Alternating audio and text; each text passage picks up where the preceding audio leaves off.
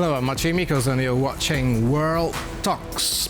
The announcement of new US reciprocal tariffs send ripples across the world as all the American partners may soon be looking elsewhere for new trade opportunities. Could Donald Trump policies bring Europe and Canada closer together? And to talk about it and more, we're joined by Bernhard Otterstein, President of the Polish-Canadian Chamber of Commerce. Good afternoon. Good afternoon. So before we start, I'd like us still to listen to Canadian Prime Minister Mark Carney. The series of measures will directly affect millions of Canadians. We're going to fight these tariffs with countermeasures. We are going to protect our workers, and we are going to build the strongest economy. We are going to build the strongest economy, says Canadian Prime Minister. Now, how do you feel about this latest set of tariffs introduced by Donald Trump? Because it seems that Canada has avoided the worst. Well, yes, Canada has avoided the latest round of retaliatory tariffs. However, there are other tariffs in place against Canada for other reasons, the fentanyl issue and so forth. Those may be temporary or not, but the other thing to keep in mind is that Canada and Mexico have a free trade agreement with the United States that cover a lot of sectors and products, and those are ostensibly not affected by the tariffs. So again, Canada is partly affected, but partly not. And the latest round will affect Europe and other parts of the world, Asia even more. But Canada seems to be, protected from those for the time being. For the time being. So both Canada and the EU, well, we can say it, are suffering from the decisions of the American president. Now, wouldn't it be wise for Canada and the EU, well, for Canada to reorientate its production, its exports, trade to Europe?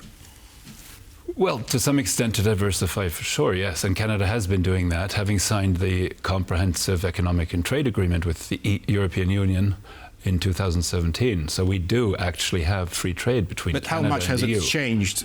It has essentially doubled trade between Canada and the EU and vice versa. So that is a big step forward. And Canada, in that sense, is very close to the EU, trade-wise, service, in terms of goods and services. But in terms of percentage?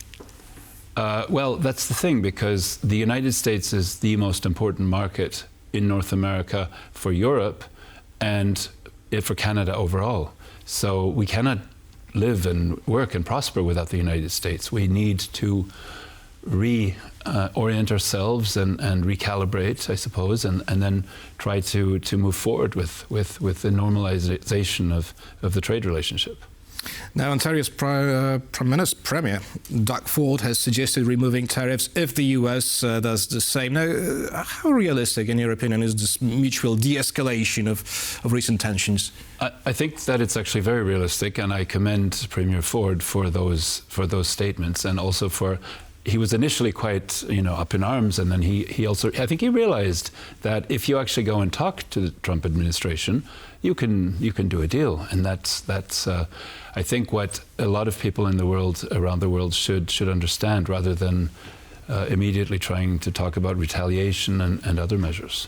Well, the European Commission has promised a strong plan to address Donald Trump's tariffs. So what kind of retaliation should we expect from the European side? I think that it depends, again. And as far as I could hear Ursula von der Leyen speaking about it, she said, we don't really want to retaliate. And I tend to believe that. I think that nobody wants to escalate. In fact, the Americans have said that those who escalate may find even more tariffs going against them.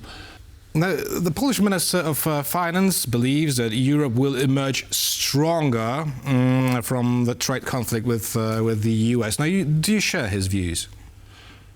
That's a difficult judgment to make. I think that coming out stronger means that you've adapted, that you've changed, that you've found new ways of doing things. And part of that will be actually to bring industry into the United States from Europe that is destined for the US market. A part of that will be to diversify away from to other markets such as Asia or Canada or South America and Africa. So, there are ways of getting around it, but it will take some maneuvering to do so. Mm-hmm. Now, the economists in general warn that tariffs could lead to some mass job losses in Canada. Now, which sectors of the Canadian economy are to be hit the worst? The automotive industry? Yes, what else? Possibly the automotive industry, although there are contingents and there are quotas under the Canada, USA, Mexico agreement that allow for tariff-free trade. So it's not that clear yet which cars will be affected, which won't, and exactly what will happen. But in general, one could presume that manufacturing jobs will be somewhat at risk, as well as jobs in energy and other sectors that are currently faced with steel and aluminum, for example, also, but certainly resources in general. And I think that so manufacturing, resources, perhaps agriculture will be sectors that could be affected. But once again, they could also be diversified away in part. But Canada will have to work hard to actually perhaps also build the infrastructure for energy for direct exports. It's partly doing that already, but there's more to be done. Yes, but how many people, how many households are we talking about? Again, it's difficult to say because it tends to be the case that when one sector of the economy is in trouble, people move to other sectors that may actually see a renaissance. And that could be, for example, tourism or retail in Canada, because people used to go to the States for retail shopping a lot. And now perhaps they won't. They'll buy in Canada. So, things tend to compensate each other. And I think that your tourism. Are you telling me that if someone worked for a, I don't know, in a car company, like for example, right? Now, he is to become a tour guide. No, it doesn't seem very realistic. That would certainly not be a rule. It's just a matter of reallocating people to other work and other opportunities. But it doesn't. Also, Canada's car industry is not going to stop working. It's just that some jobs may be lost, but that's a normal thing that happens in economies over time. Also, as robotization and other factors affect industries. So I think that Canada can also look at interprovincial trade, increasing it. Strangely, there are interprovincial trade barriers at the moment, and those will come down to some extent as Canada seeks to sort of organize where products go. And I think that the same applies to the European Union and to Poland. Some people say that the between countries in the EU, the trade barriers are actually equivalent to very high tariffs, because it's still not that easy to trade within even the EU single market. So I think there are always ways to improve trade within areas where it is free. Mm-hmm. How are the current US-Canadian tensions affecting the internal Canadian affairs? Well, Canada is in the middle of a federal election, which will actually happen within 4 weeks of now, a little bit less. And so I think that the rhetoric from the politicians is quite harsh and even aggressive towards the United States and the Trump administration. I don't think that would be the case in a normal circumstance. And I think that we will see a softening of that once the election is over and people stop posturing just to be seen as national heroes. Whereas the actual requirement, or what would make sense right now, is to go to the Trump administration, to sit down and talk and say, look, we want to make a deal.